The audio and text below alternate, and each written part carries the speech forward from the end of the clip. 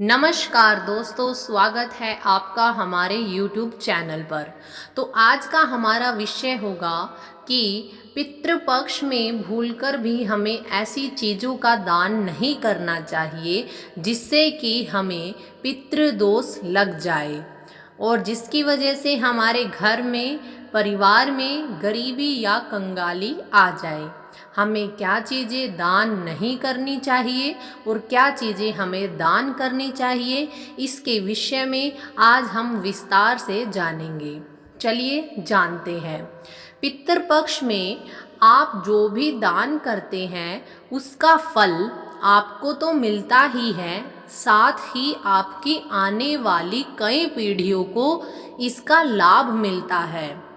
आपको पितृपक्ष में किए गए दान का फल 100 गुना अधिक मिलता है। लेकिन पितृपक्ष में कुछ चीज़ों का दान वर्जित होता है। यदि आप इनका दान करते हैं तो आपको पितृदोष का सामना करना पड़ सकता है। आप कंगाली तक भी पहुंच सकते हैं। इसीलिए आपको मालूम होना चाहिए कि पितृपक्ष में क्या दान करना चाहिए और क्या दान नहीं करना चाहिए। आइए हम जानते हैं विस्तार से। पितृपक्ष का आरंभ भाद्रपद महीने की पूर्णिमा तिथि से शुरू हो जाता है, जबकि इसका समापन सर्वपितृ अमावस्या तिथि के दिन समाप्त हो जाता है। पितृपक्ष में श्राद्ध कर्म के कार्यों के साथ साथ दान का भी विशेष महत्व होता है। दान और श्राद्ध कर्म के कार्यों से पितरों की मुक्ति मिलती है।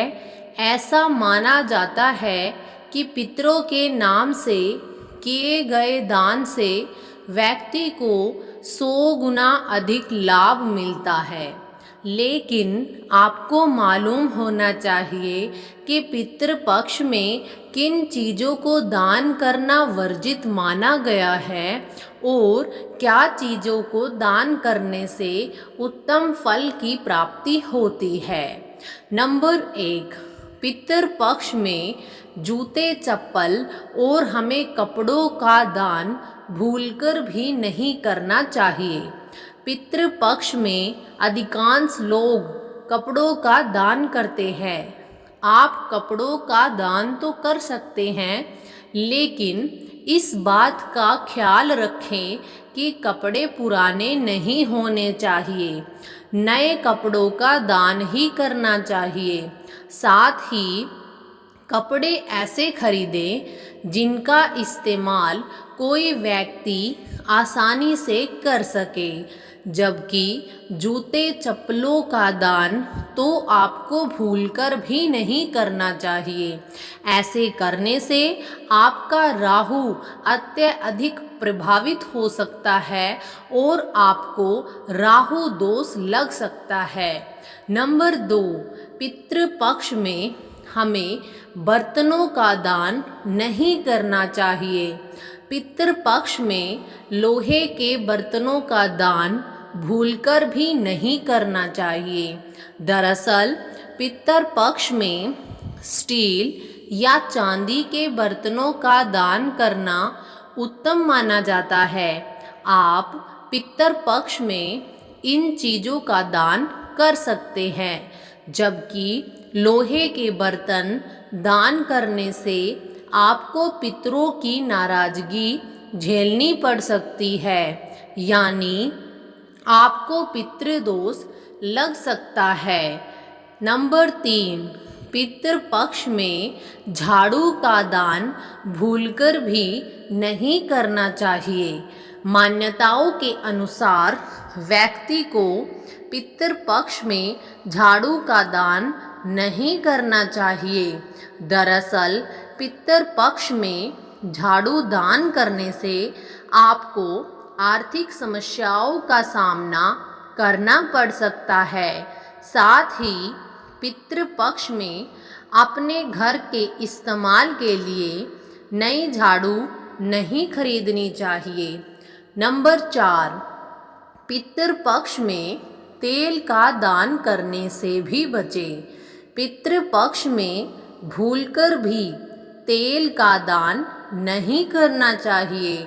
दरअसल ऐसा करने से आपके पितृ आपसे नाराज हो सकते हैं। इस बात का विशेष ख्याल रखें कि सरसों के तेल का दान भूलकर भी नहीं करना चाहिए। हमें पितृपक्ष में इन चीज़ों का दान करना बेहद शुभ माना जाता है, जो हम आपको आगे बताने जा रहे हैं। पितृपक्ष में अन्न का दान करना बहुत फलदायी माना जाता है।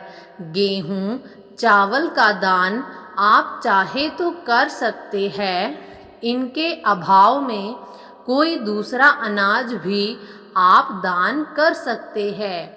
इस दान को करते समय संकल्प जरूर लेना चाहिए।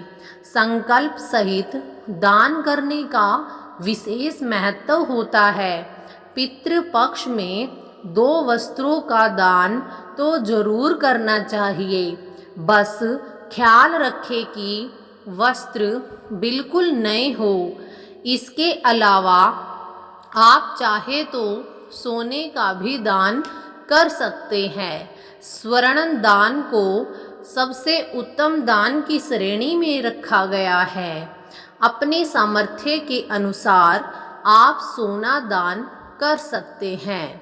यदि कोई व्यक्ति आर्थिक रूप से संपन्न नहीं है या संपन्न है, तो उसे किसी ज़रूरतमंद व्यक्ति को भूमि या संपत्ति का दान कर देना चाहिए।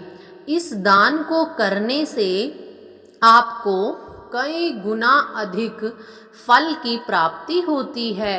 आपको ही नहीं बल्कि आने वाली पीढ़ियों को भी इस पुण्य का फल प्राप्त होता है। गाय का शुद्ध देसी घी का दान करना भी उत्तम माना जाता है। गाय के घी को एक पात्र में रखकर दान करना शुभ और मंगलकारी माना जाता है। इस दान को करने से घर में सुख, संपत्ति और समृद्धि का वास होता है। इसीलिए पितृपक्ष में इन सब में से आप किसी भी वस्तु का दान कर सकते हैं। इसका फल आपकी कई पीढ़ियों तक आपको मिलता रहेगा। धन्यवाद दोस्तों। आपको यह जानकारी कैसी लगी कमेंट बॉक्स में ज़रूर बताना। और अगर आपका कोई भी सवाल है वो आप हमें कमेंट बॉक्स में पूछ सकते हैं। आपको ऐसी ही बहुत ही महत्वपूर्ण जानकारी हमारे चैनल पर देखने को मिलेंगी। साथ ही हिंदू देवी देवताओं के व्रत और उनकी कथा कहानियाँ भी आपको हमारे चैनल पर देखने को मिलेंगी। धन्यवाद। अगर चैनल पर नए हैं तो चैनल को लाइक, शेयर और सब्सक्राइब कर देना। धन्यवाद।